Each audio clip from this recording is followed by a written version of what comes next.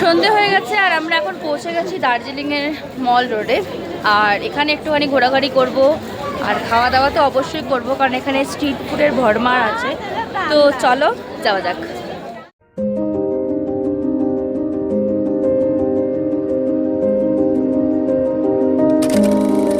Welcome back to the channel, welcome to a new blog. আগের ব্লগেই তোমাদের সাথে share করলাম আমরা কিন্তু পৌঁছে গেছি দার্জিলিং। সকালে মোটামুটি কিছু কিছু জায়গা সাইট সিনিং কমপ্লিট হয়ে গেছে। দার্জিলিং এ সন্ধে হলেই মেলে কে না আসে বলতো, আমরাও সেই মতো পৌঁছে গেছিলাম মেলে। সেখানে গিয়ে বিভিন্ন দোকানে স্টাইলিশ জামা কাপড় দেখে মন ভীষণ ভালো হয়ে গেছিল আমার। বাট আজকে কেনাকাটা একদমই করব না। মেয়ে 7 মাসে দার্জিলিং, আবার আড়াই বছরের দার্জিলিং। কেমন লাগছে? দারুণ লাগছে। কোলে করে আর এখন হেঁটে এই যে হেঁটে কতক্ষণ হাঁটবে তা আমরা জানি না, কিন্তু যতক্ষণ হাঁটছে ততক্ষণ আমরা একটু রিল্যাক্স করে হেঁটে নিই। হ্যাঁ, তোমরা ঠিকই শুনেছ। মেয়ের যখন 7 মাস বয়স ছিল তখন আমরা ঘুরতে এসেছিলাম দার্জিলিং এ, তাও আবার বাইক কার রোড ট্রিপে। আর এইবারে সবার সাথে এসছি দার্জিলিং, কিন্তু বাইক ট্রেন। অ্যান্ড ইয়েস, এটা হলো সেই ঐতিহাসিক জায়গা যেখানে সবাই ছবি তোলে, কিন্তু আমি এতবার দার্জিলিং গেছি কোনোবারই আমার ছবি তোলা সেখানে হয়নি। হাঁটতে হাঁটতে পৌঁছে গেলাম ম্যাল রোডের একদম চৌরাস্তায়। সেখানে গিয়ে সম্মুখীন হলাম একটা সার্ভে। আমরাও খুশি মনে দিয়ে দিলাম। সার্ভে কোন কলেজ? মধ্যমগ্রামে, মানে ওখান থেকে এখানে সার্ভে করতে এসছো?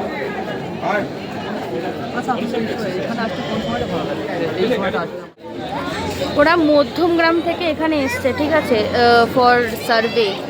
এনার্জি আছে বস। হ্যাঁ, ঘোরাও হয়ে যায়। এরকম কোনো দিন সার্ভের সুযোগ আমার তো কোনো জীবনে হয়নি লাইফে, যেহেতু আমি ওরকম কোনো চ্যাপ্টার নিয়ে পড়িও নি।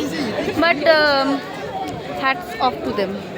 কারণ এত ট্যুরিস্টকে ডেকে ডেকে এনে সবারকে বলে বলে যে কি হ্যানা ত্যানা, কারণ সবাই সব রকমভাবে কিন্তু সার্ভে দিতে রাজিও হয় না।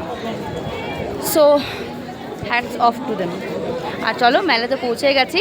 মেলে একটু ঘোরাঘোরা করি আর কিছু টুকিটাকি একটু তো কিনবই, তো পুরো শেয়ার করবো। দার্জিলিং এর মেলে কিন্তু অনেক পুরনো দোকান আছে, যার মধ্যে এই দোকানটা হলো অন্যতম। আর এখানে পাওয়া যায় অনেক পুরনো অ্যান্টিক জিনিস। আর যেখানে আমরা এখন দাঁড়িয়ে আছি সেই জায়গাটার নাম হলো চৌরাস্তা। আর এখানে কোনো রকম কোনো গাড়ি চলা অ্যালাউড না, শুধু তুমি হাঁটা পথেই এখানে চলতে পারবে। বুবাইরা বেরিয়েছিল মহাকাল মার্কেটের খোঁজে, আর অনেকক্ষণ ফোন না করাতে আমরা ফোন করাতে বললো কি তোমরা চলে আসো। বাট কোথায় আমরাও জানি না। একটু হাঁটতেই দেখলাম এখানে লেখা আছে চৌরাস্তা মহাকাল মার্কেট ওয়েলকাম বলে। বাট কোথায় যাব কিছু খুঁজে না পেতেই অনেকটা দূর হাঁটার পরে যখন আমরা ফোন করি বুবাইদের, ওরা বলে যে এখানকার যে কালচারাল ক্লাবটা আছে সেখানে চলে আসো।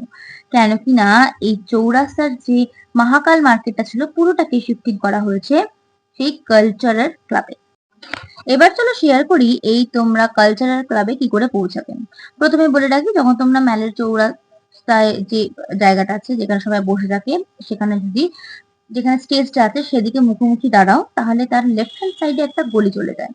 সেই ভেতর দিয়ে চলে গেলে অনেকটা দূর যেতে হবে, একদম স্ট্রেট ওয়েতে যদি চলে যাও যেখানে আই লাভ দার্জিলিং আছে সেসব পেরিয়ে অনেকটা দূর, অলমোস্ট চার্চের একটা ইন্ডিকেট করা আছে, সেদিকে গেলে তোমরা পেয়ে যাবে এই কালচারাল ক্লাব।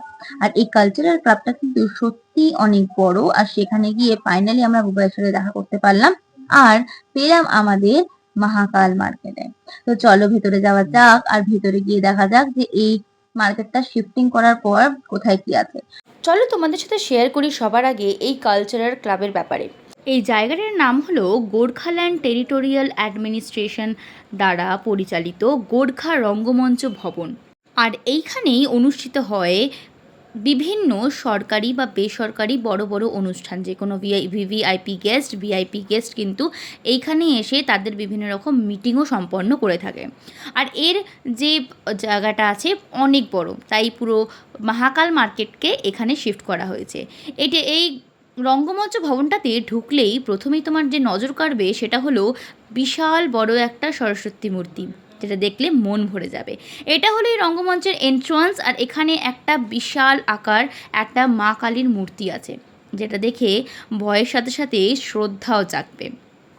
যাই হোক, আমরা কিন্তু মেনলি এখানে সন্ধানে গেছি খাবার দাবার। আর খাবার দাবার খুঁজতে খুঁজতে অলমোস্ট 2-3 মিনিট জামা কাপড় দেখার পর একটু একটু পছন্দ হচ্ছিল, কিন্তু পেটে খিদে রেখে কোনো কাজ হয় না, তাই জন্যই পৌঁছে গেলাম খাবার দাবারের সেকশনে। এখানে তোমরা চা, কফি, মোমো, চাউমিন সব কিছুই পেয়ে যাবে। আর একদিকে ভালো করেছে, খাবার দাবারের সেকশনটা কিন্তু সম্পূর্ণ রকম আলাদা রেখেছে, যাতে করে যারা খাবার দাবার খাবে তাদের জন্য সুবিধা হয়। গিয়েই ফার্স্টে খেয়ে নিলাম কফি, কারণ দাদার কাছে চা ছিল না, তার জন্য খেলাম কফি টফি খেয়ে ডাইরেক্ট পৌঁছে গেলাম একটা কাউন্টারে। আর সেখানে গিয়ে হরেক রকম খাবার দেখে বিশ্বাস করো লালাচ আহা লাবলা পড়ছিল আমাদের, মানে জিভের থেকে জল করানোর একদমই কম ছিল না। আর তার থেকেও বড়ো কথা, এখন যখন এডিট করতেও বসেছে না, বিশ্বাস করো মানে এত লোভ লাগছে যে তোমাদেরকে কি বলবো। তোমরা কে কে এই স্ট্রিট ফুড ট্রাই করেছো দার্জিলিংয়ে গিয়ে আমাকে কিন্তু কমেন্টে অবশ্যই জানিও। আর আমরা কি অর্ডার করেছিলাম আমাদের জন্য চিকেন ফালে।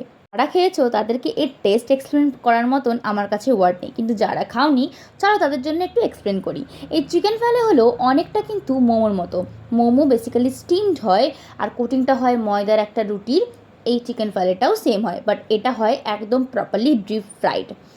আমার যতবার গেছি আমি ততবার আমার বেশ পছন্দ হয়েছে, আর আজও আশা করছি পছন্দ হবে। এই চিকেন ফালেটা কিন্তু প্রপারলি ফিল্ড উইথ চিকেন কিমা, পেঁয়াজ, আর এত সুন্দর টেস্ট আর কি বলবো। আর সেই সেম কাউন্টারটাকে অর্ডার করেছিলাম ড্রাই চিলি চিকেন। আর চলো জেনে নিই যে বাকি লোকেদের কেমন লাগলো। কেমন খেতে, কেমন? দারুণ।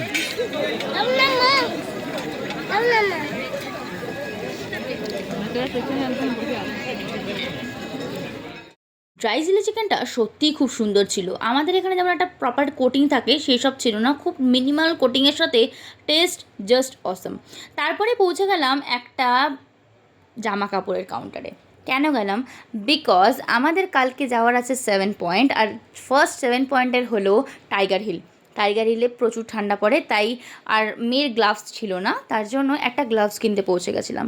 তবে ওর কোন গ্লাভসটা পছন্দ হবে সেটা আমি বুঝতে পারছিলাম না, বলছিল দুটোই নিয়ে নাও, বাট দুটো নেওয়াটা কোনো সলিউশন না, কারণ ওরা বলো তো দিন আনতে বড় হয়, তাই জন্য বেশি জিনিস নিয়ে সেগুলো ইউটিলাইজ। আর আমাদের কলকাতায় গ্লাভস পরার মতন মোটেও ঠান্ডা হয় না। হাত তো দুটো দেখি, এটা তো এটা হাত হচ্ছে কিনা। ये तो आपको में तो आपको 1500-1200 से मिलेगी, क्वालिटी देखिए आप क्लोजिंग टाइम भी हो কি বলছে? আগারাগি করছিস কেন? কি বলছে? অন্যই তো দেখছি, এটা হচ্ছে না, এটা নেব না, ওটা নেবো, দাঁড়া। इसमें तो 350 में है आपको। এই আঙুলটা এখানে ঢোকা, ফুলবার জায়গায় আঙুল ঢুকালে হবে? গাড়ির লোকটা ফোন করছে। চলে এসছে। অ্যান্ড ফাইনালি পটিয়ে পাটিয়ে একটাই মাত্র গ্লাভস কিনা হলো। আর আমরা এখন চলে যাব হোটেল রুমে। আর ফ্লাইউইথ ড্রিম যেহেতু অ্যারেঞ্জ করেছিল আমাদের জন্য একটা গাড়ি, তার জন্য আমাদের কোনো প্রবলেমই ফেস করতে হয়নি। এখন রূপাংশী দাস আমাদের সবাইকে চা বানিয়ে খাওয়াবে। এখানে দিয়েছে আমাদের কেটেল, আর এখানে আমার মেয়ে খাচ্ছে যে দুধটা দিয়েছে আমাদের ডেয়ারি হোয়াইটনার সেটা।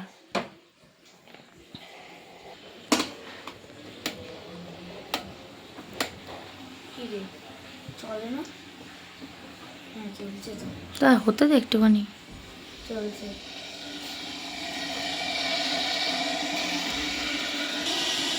এরকম ভিউয়ের সাথে ভেতরে চা বানাচ্ছে উপাংশী দাস, আর আমি খাটে বসে রিল্যাক্স করে খাবো, এটাই হলো মজা।